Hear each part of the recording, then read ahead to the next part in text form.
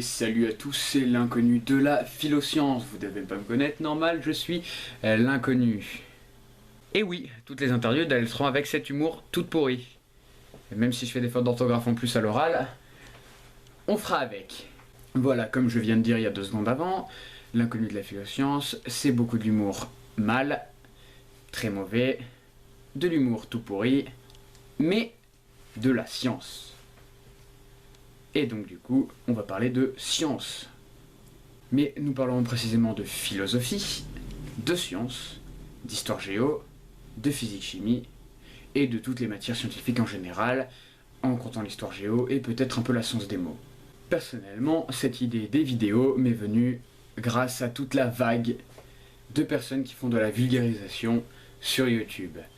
Et donc, grâce à eux, j'ai eu envie de me lancer sur YouTube, avec le nom de l'inconnu de la philoscience. Et du coup, maintenant, je suis là.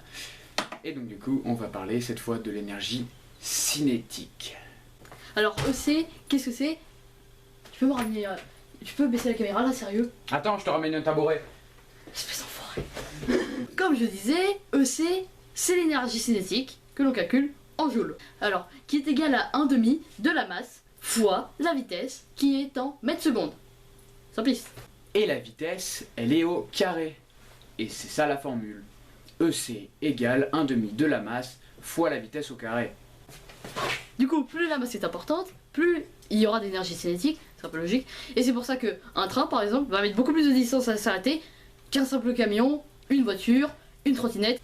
En gros, plus c'est lourd, plus ça met longtemps à s'arrêter, vu que la force cinétique continue à l'emporter en fait. En gros, comme on a pris l'exemple avec un train, si le train il va vite, il va mettre un peu de temps avant de s'arrêter complètement. Parce que l'énergie cinétique qu'il aura créée avec la vitesse continuera à l'emporter le temps qu'il freine. Et là après il se sera arrêté, et ça veut dire qu'il n'aura plus d'énergie cinétique emmagasinée. Et l'énergie cinétique est supprimée à cause de la résistance de l'air, un peu, mais surtout les freins qui absorbent l'énergie cinétique. En frottant contre les roues. En frottant contre les roues. Bravo cher viewer, tu as remarqué que mon acolyte m'avait soufflé dans la scène d'avant. Et donc maintenant, on va attaquer qu'est-ce que c'est l'inertie, qui est en rapport avec l'énergie cinétique. Merci, c'est piqué ta canne. Donc, l'inertie, vous allez voir un truc incroyable. Si je tire cette canne et que je ne la fais pas bouger, c'est ça l'inertie. C'est le fait que aucune force ne s'applique à l'immobilité d'un objet. En gros, mon acolyte vient de vous montrer que si je bouge pas, ça bouge pas. Ça a l'air un peu bête comme ça, mais c'est quand même assez intéressant. Et oui, on a changé de point de vue de caméra, et je suis sur le point de vue de caméra de mon acolyte. Les forces qui s'opposent à l'inertie... C'est par exemple la gravité. Allez. Et c'est pour ça que dans l'espace... Si je jette François dans l'espace, il ne va pas s'arrêter d'avancer. Donc on va faire l'expérience maintenant. Non. Donc là on revient. Je suis prêt. Ouais. Voilà, donc attends, décale-toi. Voilà, donc là je viens de jeter mon acolyte dans l'espace. Hop, attention. Il est revenu. C'était chiant, franchement, j'ai vu la lune, il y a des martiens dessus. Je te jure, ils ont une haleine. Ah, ça sera bon pour une prochaine vidéo alors. Alors là, voilà, je viens de le lancer dans l'espace lui aussi, ça lui apprendra. Bon, du coup, quand j'étais dans l'espace, ce qui m'a arrêté, c'est la gravité de la Terre. Heureusement, parce que je la remercie. High five Terre. Voilà. Et donc, la gravité, c'est une des forces qui peut s'opposer à l'inertie. Par exemple, quand un objet tombe, il bouge, donc son inertie est vaincue. C'est logique. Mais aussi, il peut y avoir l'air. Parce que le vent peut faire soulever des objets, notamment une plume. S'il y a du vent, elle s'envole. Donc son inertie est vaincue.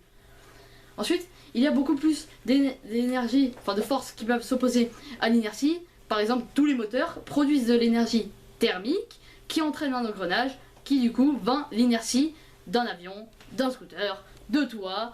Non, pas de toi, t'as pas de moteur. Allez, high five la Terre. Bonjour, je fais du montage. En fait, c'était ma main, je suis pas la Terre. Alors, au revoir. Yeah. Allez, on se casse. Et voilà, maintenant, c'est le principe basique de l'énergie cinétique que vous avez appris, que vous pourrez utiliser en cours de 3ème par exemple, c'est là où vous allez l'apprendre. Pour vous la péter auprès de votre prof. Mais tu me coupes la parole. Référence 3ème gré.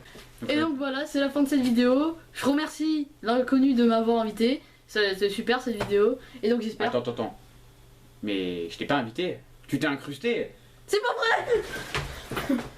Et voilà, cette vidéo est à présent finie. Vous pouvez vous abonner, aimer la vidéo, la partager, c'est le plus important. Vous pouvez me suivre sur rien en fait.